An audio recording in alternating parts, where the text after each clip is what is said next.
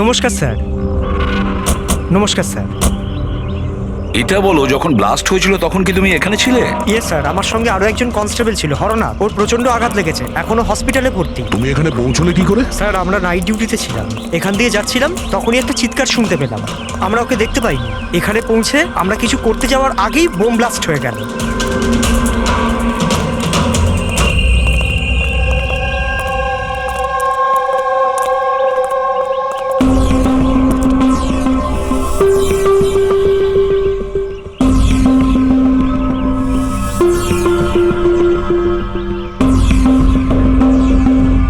একটা কথা বলো আমায়, যখন তুমি এখানে এসেছিলে তখন তুমি এখান থেকে কাউকে যেতে দেখেছিলে বা পালাতে দেখেছিলে? হ্যাঁ স্যার, আমি ওকে তাড়াও করেছিলাম, কিন্তু ও পালিয়ে গেল। ও আমার আগেই ছিল, কিন্তু জানি না কেমন করে অদৃশ্য হয়ে গেল। আর এখানে হরনাথের অবস্থা ভালো ছিল না, তাই আমি ওর কাছে ফিরে এলাম। ঠিক করেছো তুমি, গুড ওয়ার্ক। পঙ্কজ, একটু ওদিকটা চেক করো, দেখো বোমের কোনো অবশিষ্ট অংশ পাও কিনা, আর যদি কিছু পাও তাহলে ওটা এভিডেন্সে পাঠিয়ে দাও।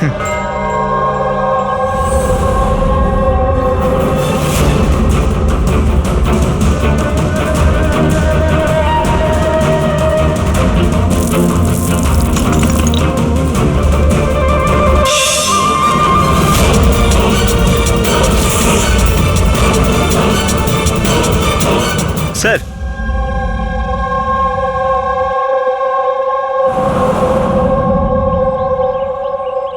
ডাইনামাইট স্টিক, আর স্যার এতে ব্যাচ নাম্বারও লেখা আছে।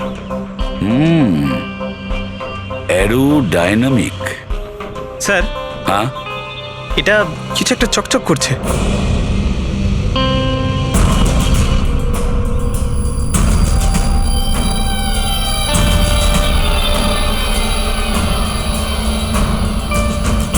দেখি একটু।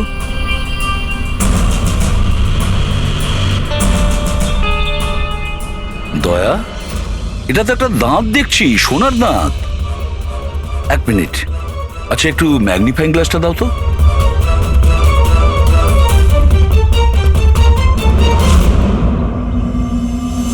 দয়া, দেখো এতে কিছু লেখা আছে। হ্যাঁ স্যার, NK লেখা আছে। NK?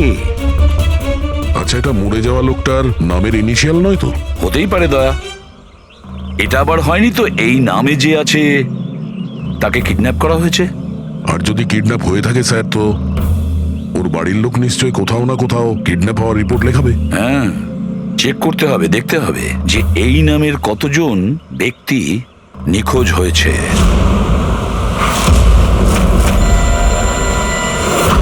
Yes sir. Local police থেকে জানা গেছে যে মিসিং কমপ্লেন্ট নবীন কুমারের। নবীন কুমারের স্ত্রীর সঙ্গে আমি ফোনে কথা বলেছি। উনি বলেছেন যে এই নবীন কুমারের একটা দাঁত সোনার ছিল। আচ্ছা স্যার, এই নবীন কুমার কে? শহরের বাইরে ওনার একটা পেইন্টের ফ্যাক্টরি আছে, আর কিছুদিন আগে ওনার একটা নিউজ কভারেজ ছিল। নিউজে? কি ব্যাপারে স্যার? কিছুক্ষণের মধ্যেই জানা যাবে। আচ্ছা দেখো, এই নবীনের বাড়ির ঠিকানা আমি তোমাকে পাঠিয়েছি, আর তাছাড়া ওনার স্ত্রীকেও এই বিষয়ে আমি জানিয়েছি। আর যদি আমার ধারণা ঠিক হয়ে থাকে তাহলে অভিজিৎ, নিশ্চয়ই মিডিয়ার লোক ওখানে তোমার আগে পৌঁছে যাবে। অনেক ঝামেলা আছে, সামলে নিও। ঠিক আছে, আমরা দেখে নিচ্ছি। ইয়া, হ্যাঁ, নবীন কুমারের বাড়ি যেতে হবে। স্যার অ্যাড্রেস পাঠাচ্ছেন। নবীন কুমার মুর্দাবাদ! নবীন কুমার মুর্দাবাদ! নবীন কুমার মুর্দাবাদ! নবীন কুমার মুর্দাবাদ! নবীন কুমার মুর্দাবাদ! নবীন কুমার মুর্দাবাদ! নবীন কুমার মুর্দাবাদ! নবীন কুমার। স্যার স্যার স্যার, আপনি কি নবীন কুমারকে পরে, পরে। দেখেছেন স্যার? পরে বলছি। স্যার, CID পরে আপনারা আমাদেরকে কাজ করতে দিন, প্লিজ। কিছু বলুন না। আপনারা দেখি, সরে যান, যেতে দিন দেখি। সরে যান, সরে যান বলছি। দেখুন, এইসব কিছু বন্ধ করুন আপনারা। দাঁড়ান। নাটক? স্যার, নাটক তো নবীন কুমার রচিয়ে রেখেছে আমাদের এই শহরে। স্যার, ওরা সবাই নবীন কুমার মারা গেছেন। He is no more. এই লোকটা মেরেছে আমার স্বামীকে। খুনি এরা সবাই। এবার বলবে নাকি জেলে ঢুকিয়ে দেবো? বলো, কেন করছো এইসব? স্যার, আমরা মারিনি স্যার। স্যার, নবীন কুমারের রঙের ফ্যাক্টরি আছে স্যার, যেখানে প্রতিদিন 1000 টনেরও বেশি বিষাক্ত আবর্জনা নদীতে ফেলা হয় স্যার। স্যার আমরা তো আন্দোলনকারী, আমরা ওনার এগেনস্টে আন্দোলন করছি। স্যার বিশ্বাস করুন, আমরা ক্রিমিনাল নই, আমরা সোশ্যাল ওয়ার্কার স্যার। মিথ্যে কথা, মিথ্যে বলছে। হুমকি দিয়ে রেখেছিল এই আমার স্বামীকে, রোজ রোজ হুমকি দিত। না স্যার, আমি কোনো ধমকি দিতাম না, সে তো কোনো অন্য লোক স্যার। কারা?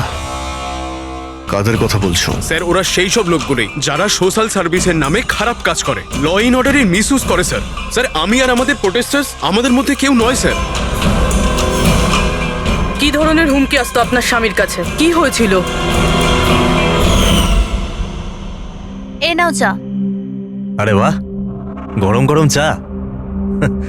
আচ্ছা ওই এনজিওটার কি হলো? ওই এনজিও তো বিরক্ত করে মারছে, ফ্যাক্টরিতে ওয়ার্কার্সদের কাজ করতে দিচ্ছে না। এখন তো জল অনেক দূর করেই গেছে, মনে হচ্ছে পুলিশকে ডাকতে হবে। শোনো, বাহ নবীন বাবু, আপনাদের মতো সৎ লোক আবার পুলিশদের কাছে যাচ্ছে নাকি? তুমি ভেতরে কি করে এলে? আপনাকে মনে করাতে এসেছি যে আপনি যেটা করছেন সেটা ভুল করছেন। এখনো সময় আছে, শুধরে যান। শাট আপ, বেশি তর্ক করো না, এখন এই ঘর থেকে বেরিয়ে যাও। I said get out. আর কোথায় কোথায় ঢুকতে দেবেন না, আর কাকে কাকে আটকাবেন। আমাদের মতো লোক আপনাদের মতো লোককে ভয় পায় না, বুঝতে পেরেছেন? আর কেন জানেন? কারণ আমরা আপনাদের মতো খারাপ কাজ করি না। আজ তো আমি আপনার ঘরে ঢুকেছি। যদি আপনি আপনার স্বার্থের জন্য অসহায় মানুষদের জীবন নিয়ে খেলা যদি বন্ধ না করেন, তাহলে আপনার ফ্যাক্টরিতেও ঢুকবো। তোমাদের মতো গুন্ডাদেরকে না আমি সিধে করতে পারি, আর এই ফালতু ধমকিগুলো না অন্য কাউকে গিয়ে দেবে। আমার যা করার আমি তাই করব, আর তোমার যা করার করে নাও। আমি ধমকি দিচ্ছি না, বোঝাচ্ছি। যদি এই উল্টোপাল্টা কাজ বন্ধ না করেন, তাহলে আপনার ফ্যাক্টরি তো আমি বন্ধ করিয়েই ছাড়ব। তুই আমার ফ্যাক্টরি বন্ধ করবি? হ্যাঁ, ফ্যাক্টরি বন্ধ করবি তুই আমার? শোনো, শোনো প্লিজ, প্লিজ তুমি শান্ত হও। আর আপনি ওকে বিরক্ত করা বন্ধ করুন। আপনি যান এখান থেকে প্লিজ। প্লিজ বলছো তুমি একে? হ্যাঁ, আমি তোকে লাথি মেরে বার করে দেবো। চল। এটা কোত্থেকে আওয়াজ এলো?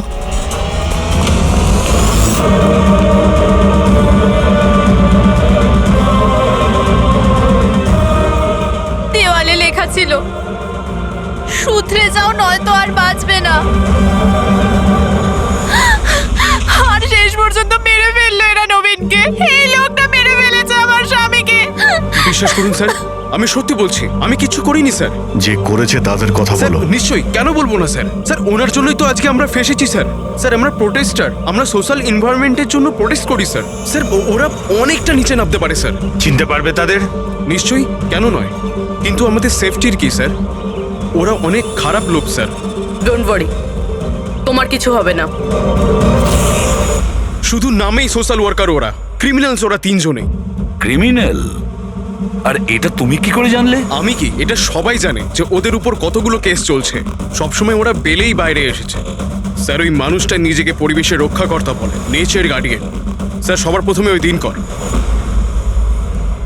নবীনের মতো লোকের সব জায়গায় শত্রুই থাকবে স্যার। ওই বলে না স্যার, যেমন কর্ম তেমন ফল। তার মানে হ্যাঁ?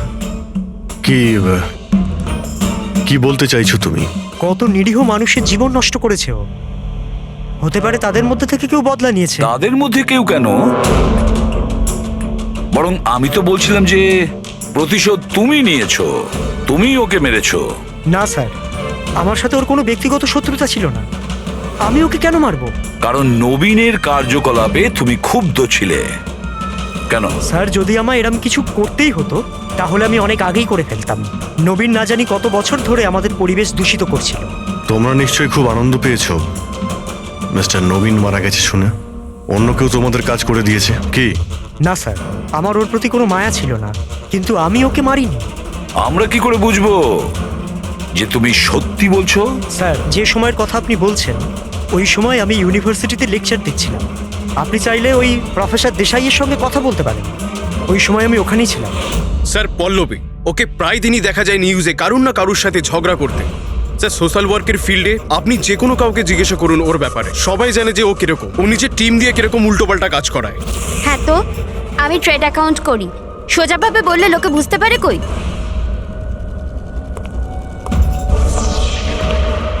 কিন্তু আমি সোজা পয়েন্টে আসছি।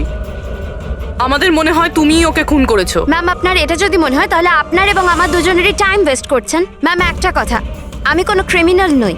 কিন্তু আমরা তো এটা শুনেছি যে আপনি রোজই কোনো না কোনো একটা কন্ট্রোভার্সিতে জড়িয়ে থাকেন। স্যার ব্যাপারটা হলো কি, যদি কোনো সৎ লোক সাহস করে সত্যের পিছনে দাঁড়ায় না, তো মানুষ ভয় পেয়ে যায়, সহ্য করতে পারে না, বিশেষ করে যদি সে একটা মেয়ে হয়। আপনি তো জানেনই সোসাইটির কি মেন্টালিটি। তাই নাকি? আমার তো আপনার মেন্টালিটি ঠিক মনে হয় না। কেন? শুধুমাত্র এই জন্যই যে আমি কাউকে ভয় পাই না? আপনাকেও নয়। এই জন্য আমি ক্রিমিনাল হয়ে গেলাম? এমনিতেও আমি কাল রাতে নিউজ লাইভের ডিবেটে ছিলাম, আপনি চাইলে চেক করতে পারেন। আমি চাইলেও নবীনকে খুন করতে পারতাম না। ম্যাডাম, আপনি কিন্তু এই কাজটা নিজের লোকদের দিয়ে করিয়ে থাকতে পারেন। তো ঠিক আছে, আপনার যদি এত কনফিডেন্স থাকে তো প্রুফ করে দিন, আপনি পাঠিয়ে দিন আমাকে জেলে।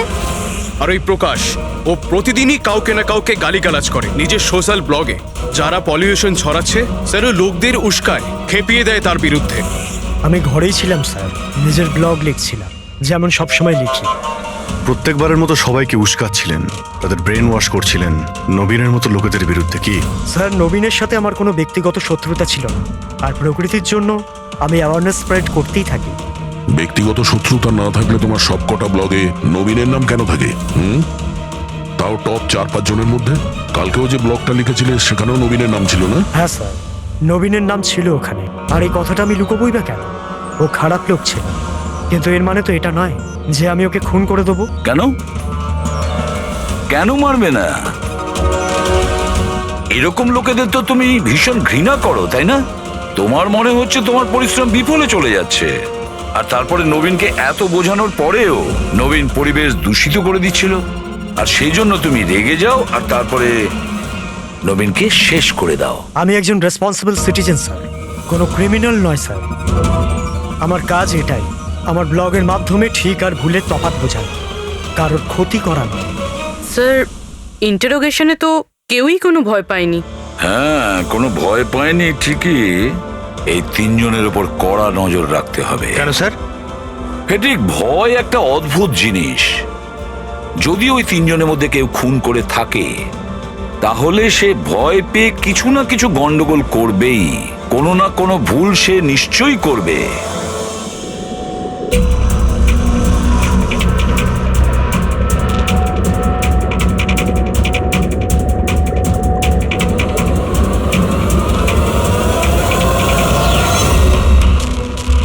সারিকা,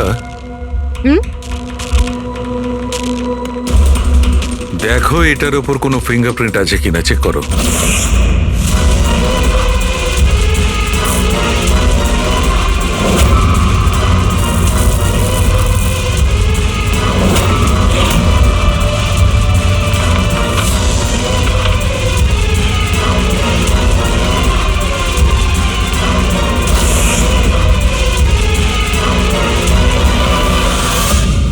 স্যার, এটাতে তো কোনো ফিঙ্গারপ্রিন্টস নেই। কোনো ফিঙ্গারপ্রিন্ট নেই? Are you sure? 100% স্যার, কোনো ফিঙ্গারপ্রিন্টস নেই, কিন্তু কিছু পার্টিকেলস পেয়েছি। মনে হয় কিছু স্কিন টিস্যুস বা ডেড সেল হবে। Dead cells? তবে এক কাজ করো সারিকা, ওই ডেড সেলস গুলোকে ভালো করে ক্লিন করে রাখো। ওই তো আসবে তো শ্রীমান প্রদ্যুমন, জানো তো সব ব্যাপারেও নাক গলায়, নিশ্চয়ই জিজ্ঞেস করবে। প্লিজ ক্লিন করে রাখো। স্যার, ডায়নামাইটে কোনো ফিঙ্গারপ্রিন্টস তো পাওয়া যায়নি, কিন্তু কোনো একজনের ডেড স্কিন টিস্যুস পাওয়া গেছে, পচা চামড়ার টুকরো। পচা চামড়া? হতে পারে এটা ওই লোকটারই, সেই লোকটা যে লোকটা ডাইনামাইট লাগিয়েছিল। হ্যাঁ স্যার। সালুকে, এই পচে যাওয়া চামড়াগুলোর তুমি ডিএনএ টেস্ট তো করতে পারো, কিছু তো জানা যাবে। বস, পচে যাওয়া চামড়া থেকে ডিএনএ বার করাটা খুব কঠিন কাজ। তোমাকে একটা কথা খুব জোর দিয়ে বলতে পারি, যে লোকটি এই ডায়নামাইটটাকে শেষবার ধরেছে ওর স্কিন ডিজিজ আছে, চামড়ার অসুখ, আর সেটাও খুব গুরুতর।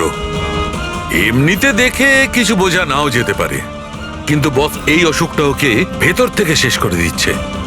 তাহলে তো আমরা এর মাধ্যমে ওর কাছে পৌঁছতে পারি। হ্যাঁ, কিন্তু কোনো প্রমাণ তো দরকার। Hello, ACP Pradyuman here. হ্যাঁ বলুন। আচ্ছা, গুড, থ্যাংক ইউ। কে? ডায়নামাইট ম্যানুফ্যাকচারার বলছিল ওরা রেকর্ড চেক করেছে, ওই ডায়নামাইট কোনো খনিকে বিক্রি করেছে ওরা। মানে মাইন সাইট? হ্যাঁ, মাইন্ড সাইট। এবার এটা খোঁজ নিতে হবে এই ডায়নামাইট মাইন্ড সাইট থেকে খুনি পর্যন্ত কিভাবে পৌঁছলো।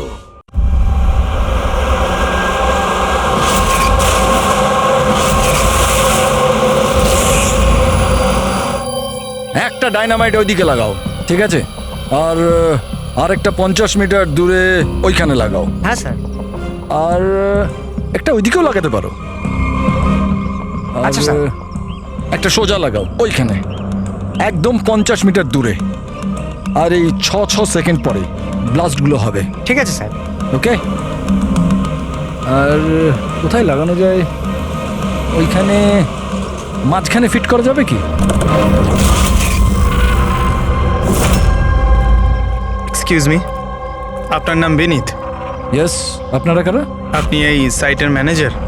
কিন্তু ব্যাপারটা কি বলুন তো? দেখুন বিনীত বাবু, যখন ম্যানুফ্যাকচারিং কোম্পানি থেকে ডায়নামাইট আপনাদের এখানে আসে, মানে এই সাইটে, মাইন্ড সাইটে, সেটার ইনচার্জ তো আপনিই হবেন, তাই না? ইনচার্জ তো আমি, কিন্তু কনসাইনমেন্টের পরে অপারেটর টিমও কিন্তু এটা হ্যান্ডেল করে।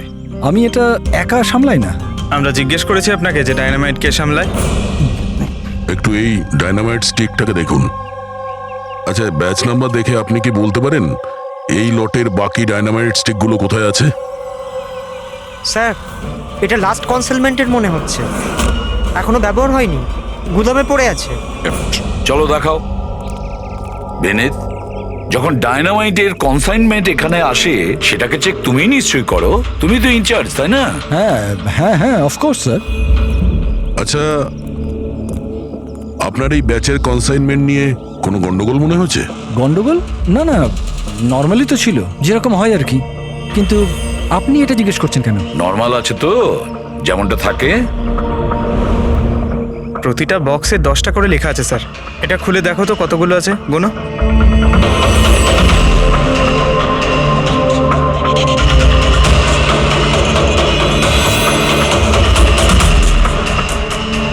স্যার, একটা সেট কম আছে স্যার। আচ্ছা, এই ব্যাপারটা কি সেটা কি তুমি এখানেই বলবে, না একটু খাতির টাতির করার পরে মুখ খুলবে? স্যার বলছি, আমি সবসময় এই সেটগুলো জেলেদের বিক্রি করে দিতাম বম ফিশিং এর জন্য। মানে ইল্লিগাল ভাবে ব্যবহার করো এটাকে। আর এটার থেকে 6টা সেট আমি ওদেরকে বিক্রি করেছি। যাকে বিক্রি করেছো তাকে চেনো নিশ্চয়ই? স্যার, ও আমার রেগুলার কাস্টমার ছিল না, ও প্রথমবার এসেছিল। আর আমি ওর মুখটাও ভালো করে দেখিনি, কিন্তু স্যার ওর হাতের চামড়াগুলো অদ্ভুত রকমের হয়ে গেছিল, বোধহয় ও অসুস্থ ছিল। এর মধ্যে কাউকে চেনো? না স্যার, আমার মনে হয় না এদের মধ্যে কেউ ছিল। আরো একবার ভালো করে দেখো, হতে পারে ছদ্মবেশে এসছে। না স্যার, এদের মধ্যে কেউ নাই। ঠিক আছে, হয়তো আবার দ্বিতীয়বার দেখা হবে। স্যার, আমার মনে হচ্ছে যে আমাদের ওই লোকেদের লিস্ট বানাতে হবে যাদের এই ধরনের রোগ আছে। জানি ব্যাপারটা খুব মুশকিলের, কিন্তু ট্রাই তো করা যেতে পারে। না না, ট্রাই তো করতেই হবে দয়া। প্রত্যেকটা বড় বড় হসপিটাল আর ছোটখাটো নার্সিং হোম এবং ক্লিনিকগুলোতে গিয়েও খোঁজ নাও এরকম রোগের পেশেন্টের ব্যাপারে। হতে পারে আমাদের ভাগ্য যদি ভালো থাকে কিছু প্রমাণ আমরা পেয়ে যাব। Sir, let's go.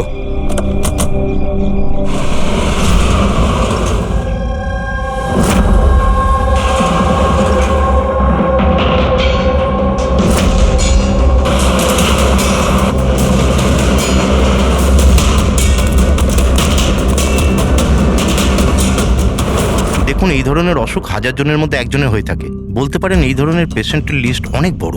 অনেক পেশেন্ট জানতেও পারে, কিন্তু এর চিকিৎসা করায় না। এদের খোঁজা তো খুব মুশকিল। জানি, কিন্তু তবুও আমরা চেষ্টা করতে চাই। এই লোকটাকে পাওয়া আমাদের কাছে ভীষণ প্রয়োজন।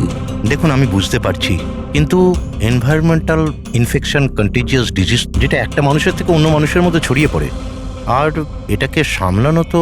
এক মিনিট, কি বললেন আপনি? Environmental infection? হ্যাঁ, মানে আমাদের চারপাশের পরিবেশে হতে পারে এমন ইনফেকশন হাওয়া বা জল থেকে চারিদিকে ছড়িয়ে পড়ে। চলুন, আমি আপনাকে একটা পেশেন্ট দেখাবো। ছাড়ো আমাকে! কেন মারতে চাও আমাকে?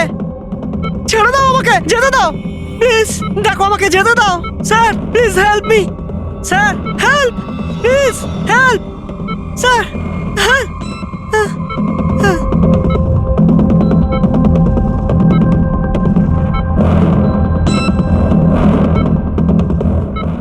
এটা এটা এনভায়রনমেন্টাল ইনফেকশনের কেস। নিউরোলজিক্যাল ইনস্টেবিলিটি এই ধরনের অসুখ সাধারণত পেশেন্টের মাথা ধীরে ধীরে খারাপ করে দেয়। ও নিজের ধৈর্য হারিয়ে ফেলতে পারে আর মাথার ব্যালেন্সও নষ্ট হয়ে যায়, যেমনটা নীলজের হয়েছে। আর ফিজিক্যাল কন্ডিশন, মানে আমি বলতে চাইছি এই ধরনের পেশেন্টরা কি খুব জোরে দৌড়তে পারে? হ্যাঁ, নর্মালি চলতে ফিরতে তো পারে, কিন্তু অসুখটা যদি অ্যাডভান্স স্টেজে চলে যায় তাহলে দৌড়ানোর পক্ষে সম্ভব নয়। কিন্তু স্যার অ্যাডাভিন ইঞ্জেকশন দিলে শরীরে কিছুক্ষণের জন্য শক্তি আসে। হ্যাঁ, কিন্তু ওটা সাইড এফেক্ট যথেষ্ট। স্যার, অ্যাডাভিন ইঞ্জেকশন দেওয়া যথেষ্ট ঝুঁকিপূর্ণ। রিস্কি হতে পারে, কিন্তু এই অপরাধের মানসিক অবস্থা যে ধরনের, তাতে হতে পারে যে ওর সাইড এফেক্ট নাও হতে পারে। কিন্তু যদিও নীলজের মতো মেন্টালি আনস্টেবল হয়, তাহলে চিন্তা আপনাদেরকেই করতে হবে। তার মানে এটাই যে ও একটা খুন করে থাকলে দ্বিতীয়বারও খুন করতে পারে।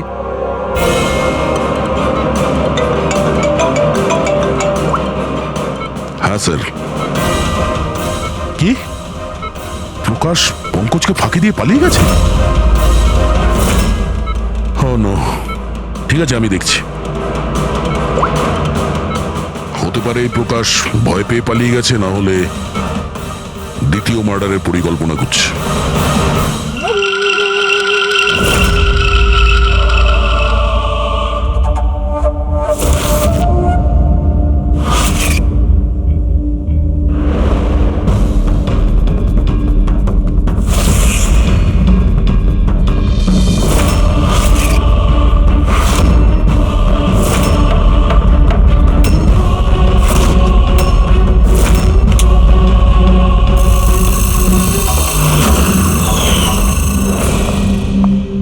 আরে বাবা, আজ তুমি তাড়াতাড়ি উঠে পড়লে। Good morning. এই রইলো তোমার চা, তাড়াতাড়ি খেয়ে নাও, নাহলে ঠান্ডা হয়ে যাবে।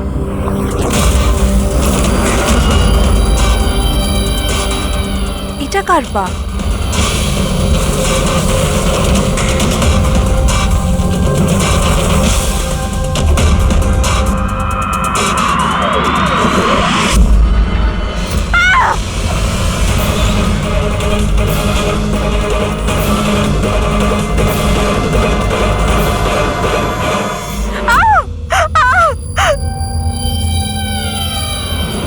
স্যার, আরও একটা মার্ডার। ওই ডক্টর ঠিকই বলেছিলেন, ওই খুনির মাথা খারাপ হয়ে গেছে, ওর মানসিক অবস্থা ঠিক নেই। স্যার, মনে হচ্ছে খুন করার একটা প্যাটার্ন বানিয়ে ফেলছে এই খুনি।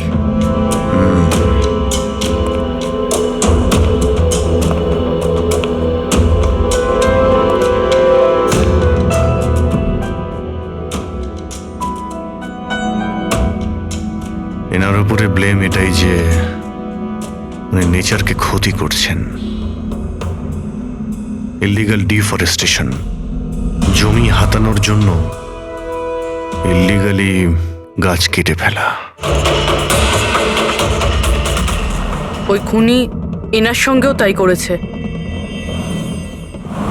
আর তাও প্রকাশ উধাও হয়ে যাওয়ার ঠিক পরেই। ওয়েপেন কি ব্যবহার করেছে? 100% চেইন স, না হলে হাড়ের সঙ্গে মাংসকে এইভাবে কেটে বডিটাকে দু টুকরো করা এত সহজ নয়। স্যার, যদি চেন স ব্যবহার করেই থাকে তাহলে আওয়াজ নিশ্চয়ই হয়েছিল। বাড়িতে কেউ না কেউ তো শুনবে। রাতে কে কে ছিল? আমার হাজবেন্ড তো কাজের জন্য বাইরে থাকে, বাড়িতে শুধু আমি, বাবা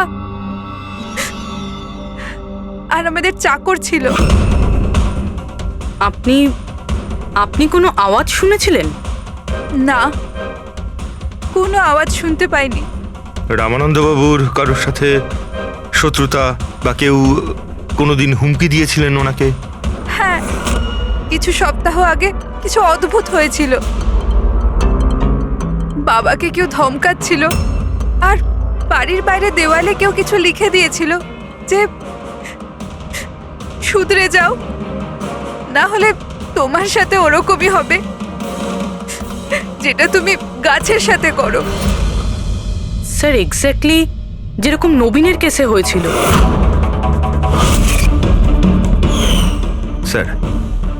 একটা কথা কিছুতে মাথায় ঢুকছে না। খুনি কারোর বাড়িতে ঢুকে এরকম নৃশংসভাবে কাউকে খুন করে বাড়ি থেকে বেরিয়ে যায়, আর কেউ কিছু শুনলো না, কেউ দেখলোও না। কিভাবে? আজ এনাদের অজ্ঞান করে দেওয়া হয়েছিল।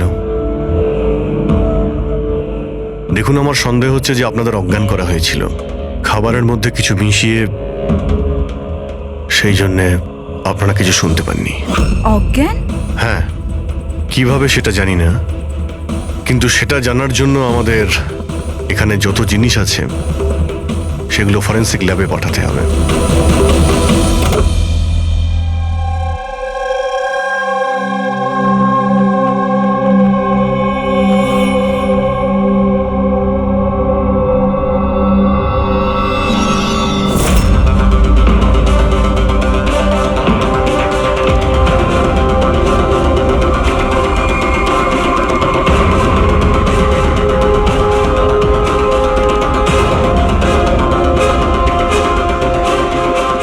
স্যার, বাড়িতে যত রকম খাবার জিনিস ছিল চেক করে নিয়েছি, আর পানিও। কিছুতেই ঘুমের ওষুধ পাইনি। No sedatives. পেলে না? আরো শিওর? অ্যাবসলিউটলি। কিন্তু সারিকা, সবাই তো অজ্ঞান ছিল, তার মানে কোনো মাদক দ্রব্য নিশ্চয়ই থাকবে যার জন্য ওরা অজ্ঞান হয়ে গেছিল। খাবার জিনিসে, পানীয়তে, কিছুতে তো থাকা উচিত। কিসের মধ্যে ছিল?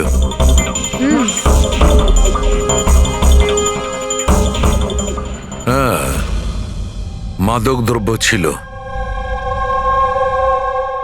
এই এসিটার মধ্যে। এসিতে? ইয়েস, এই এসিতে মাদকদ্রব্য মেশানো হয়েছিল, আর এর হাওয়াটা ঘরের মধ্যে ঢোকা মাত্র মাদকদ্রব্য ছড়িয়ে পড়ে আর সবাই অজ্ঞান হয়ে যায়। হ্যাঁ। Check it. ইয়েস।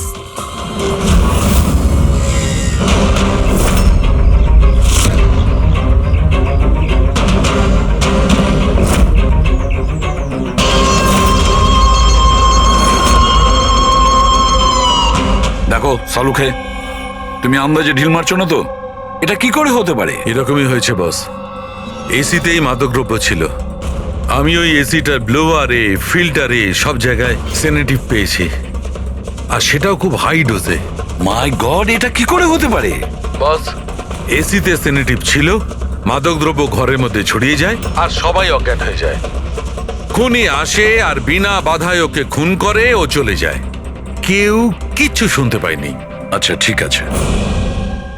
সালুকে ফোন করেছিল, বলছিল রামানন্দর বাড়িতে যে এসি মেশিনটা ছিল সেটাতে বিষাক্ত গ্যাস ভরা ছিল, অ্যানেস্থেটিক গ্যাস।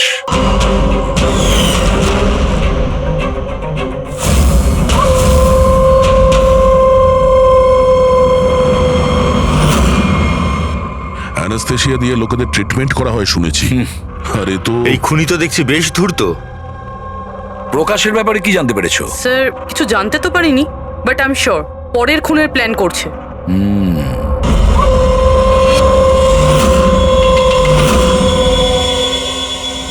কিন্তু খুনি যদি অসুস্থ হয় তাহলে প্রকাশ তো ভালোই দৌড়িয়েছিল।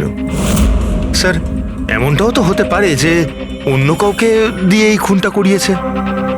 তাহলে ও পালিয়ে গেল কেন? এই শব্দটা কিসের? চলো তো।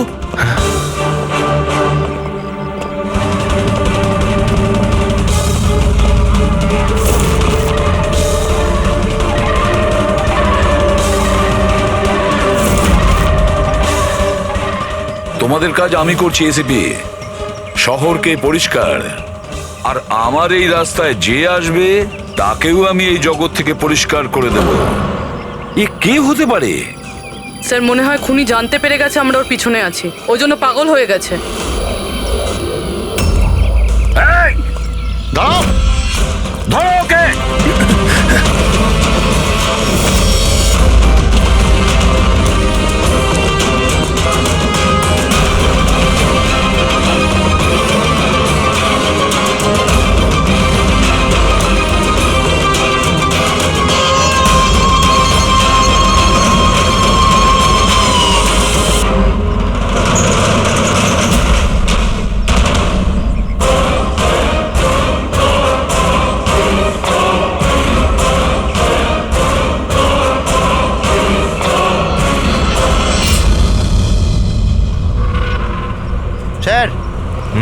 সিআইডি থেকেই লিস্ট এসছে।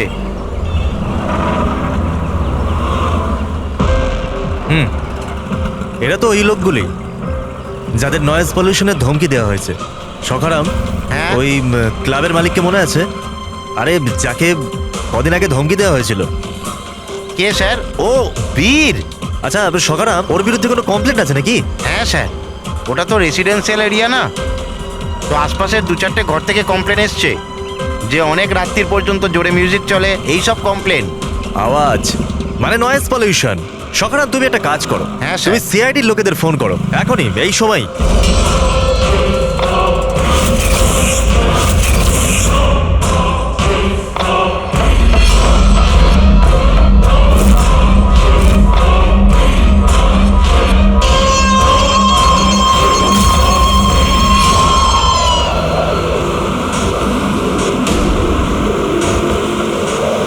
তাড়াতাড়ি করো অভিজিৎ, তাড়াতাড়ি। স্যার আমরা অন দা ওয়ে। ও নাইট ক্লাবের মালিক, ওর নাম বীর। কিন্তু স্যার ব্যাপারটা কি? দয়া, লোকাল ইন্সপেক্টর থেকে জানা গেছে বীরকেও একই রকম হুমকি দেওয়া হয়েছে, আর সেটাও শব্দ দূষণ করার জন্য। সরি স্যার, কিন্তু নয়েজ পলিউশন এটা একটু বেশি হয়ে গেল না? রবি, ওর মানসিক অবস্থা ঠিক নেই, এই খুনি যা খুশি করতে পারে। ডোন্ট ওয়ারি স্যার, ওই খুনি যদি ওখানে থাকে তাহলে এবারে আর আমাদের হাত থেকে বাঁচবে না স্যার। এই প্রকাশ কিন্তু এখনো নিখোঁজ, আর বীরের প্রাণ সংশয় রয়েছে। যে করেই হোক ওকে সুস্থ আর নিরাপদে আমাদের এখানে নিয়ে এসো।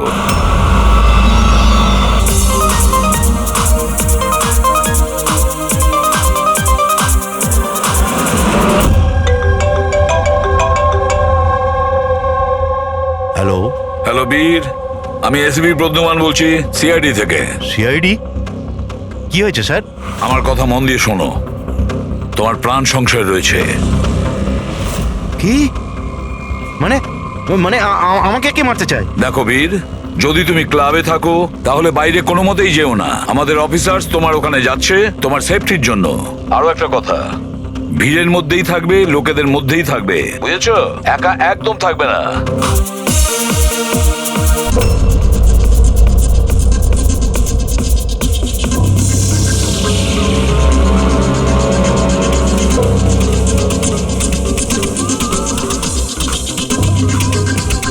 দেখো, আমি আমার কেবিনে যাচ্ছি, ঠিক আছে? আর কাউকে ভেতরে আসতে দেবে না, বুঝেছো? কাউকেই ভেতরে আসতে দেবে না।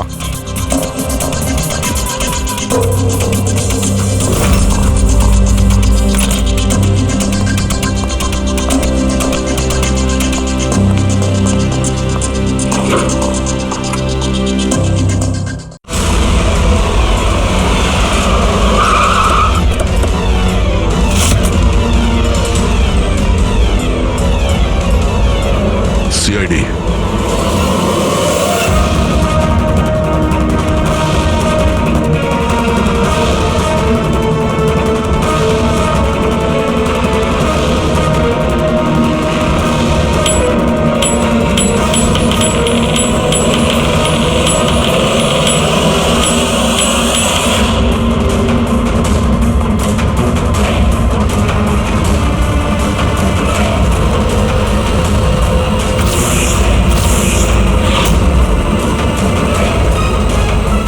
এ ভাই শোনো, এদিকে এসো। হ্যাঁ স্যার। বীর কোথায়? স্যার উনি কারোর সাথে দেখা করতে চান না। আমরা সিআইডি থেকে আসছি। কোথায় ও? আসুন স্যার।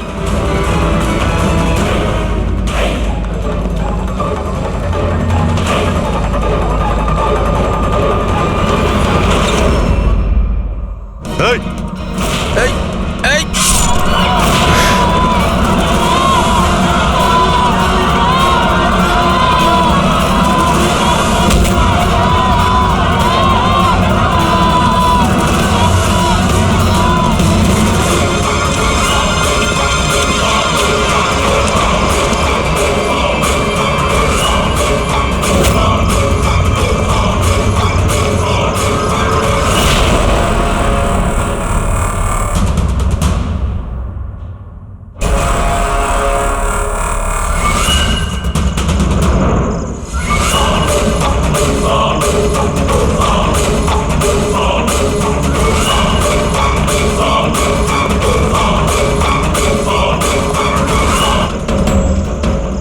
গেল কোথায়?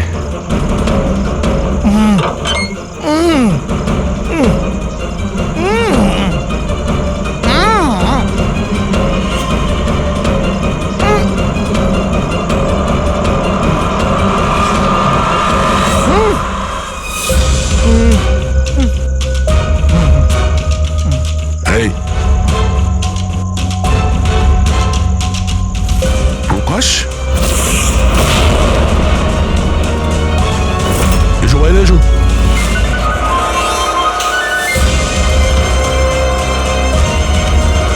তুমি এখানে কি করছিলে? হ্যাঁ, আমাদের হাত থেকে বাঁচার জন্য কি এইসব করছিলে?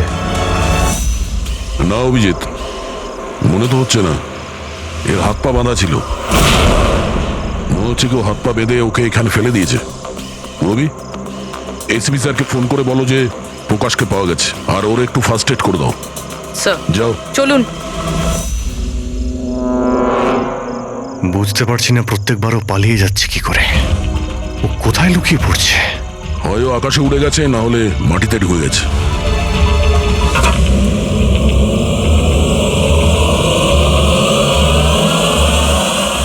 ও এখানেই আছে দয়া, এইখানে। কি? এইখানে।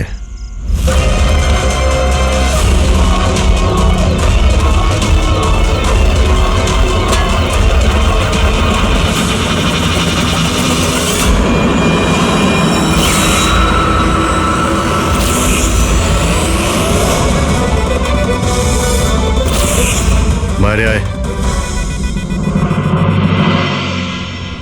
কি খুন করার সময় নিজের হাত তো কাঁপেনি, এখন কেন কাঁপছে? জেলে যাবার ভয়?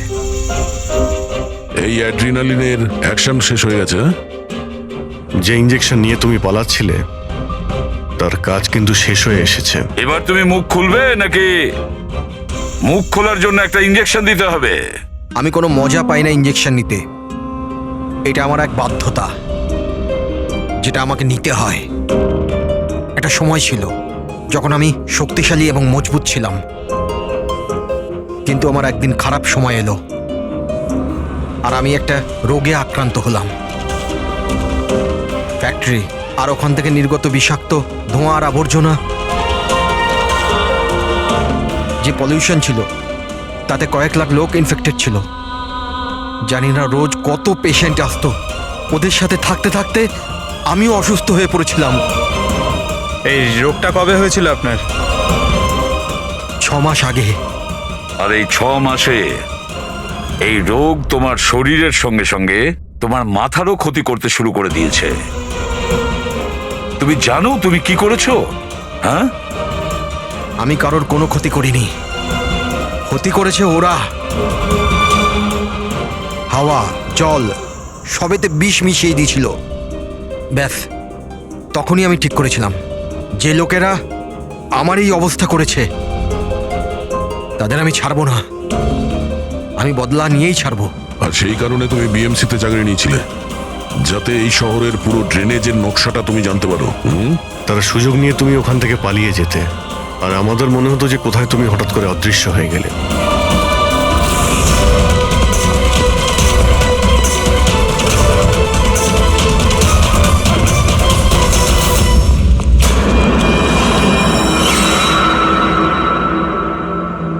একটা কথা কিন্তু আমি এখনো বুঝিনি, প্রকাশ তোমার কি ক্ষতি করেছিল? হ্যাঁ, ওকে কেন কিডন্যাপ করলে? ওই রাতে ও ওখানেই ছিল, রামানন্দের বাড়ির বাইরে। ওর বাড়ি জ্বালাতে এসেছিল। ও কিছু করতো তার আগেই ও আমাকে দেখে নিয়েছিল ঘর থেকে বেরোনোর সময়। আর তুমি ওকে তারপর কিডন্যাপ করে নিলে যাতে ও কারোর সামনে মুখ না খোলে।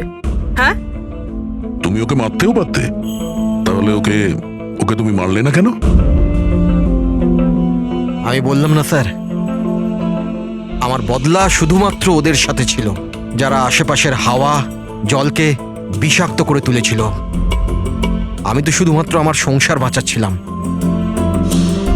আমি কোনো ছোটবেলা থেকে খুনি ছিলাম না। এই দায়িত্বটা তোমাকে কে দিয়েছিল? শোনো, তোমার এই প্রতিশোধের আগুনে এতগুলো লোকের প্রাণ গেছে, এই কাজটা তোমার একদমই করা উচিত হয়নি। খুব অন্যায় করেছো তুমি। আইন তোমাকে কোনোদিন ক্ষমা করবে না। কঠোর থেকে কঠোরতম শাস্তি হবে তোমার।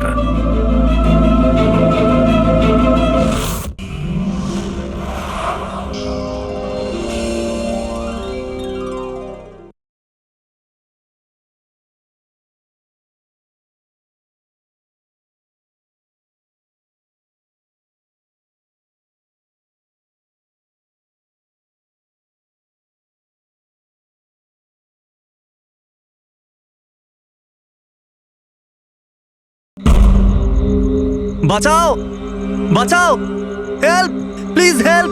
আরে কেউ আছো এখানে? আরে প্লিজ আমাকে বাঁচাও। হ্যালো,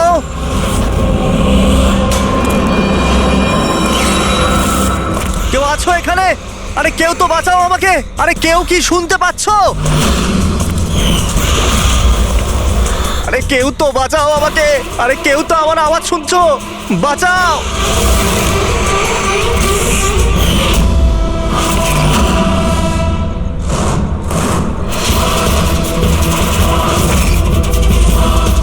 তুমি কে? কি চাও তুমি?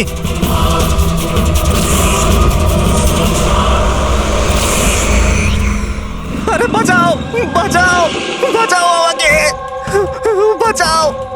স্যার, আওয়াজ ওখান থেকে আসছে। বাঁচাও আমাকে। আরে কেউ কি আছো? আরে কেউ আছো এখানে? কেউ আমার কথা শুনতে পাচ্ছো? আরে আমার কথাটা তো শোনো। বাঁচাও।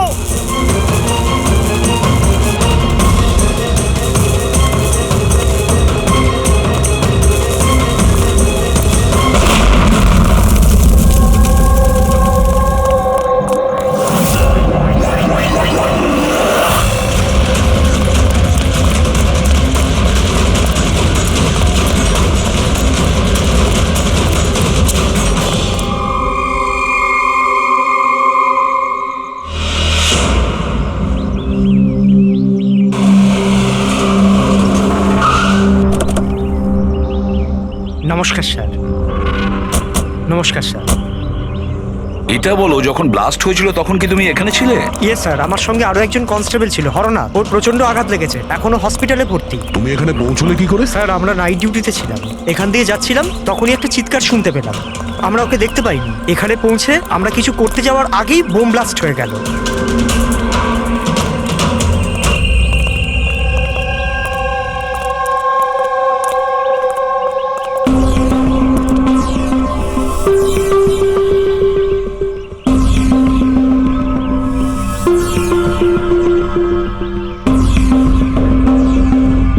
একটা কথা বলো আমায়, যখন তুমি এখানে এসেছিলে তখন তুমি এখান থেকে কাউকে যেতে দেখেছিলে বা পালাতে দেখেছিলে? হ্যাঁ স্যার, আমি ওকে তাড়াও করেছিলাম, কিন্তু ও পালিয়ে গেল। ও আমার আগেই ছিল, কিন্তু জানি না কেমন করে অদৃশ্য হয়ে গেল। আর এখানে হরনাথের অবস্থা ভালো ছিল না, তাই আমি ওর কাছে ফিরে এলাম।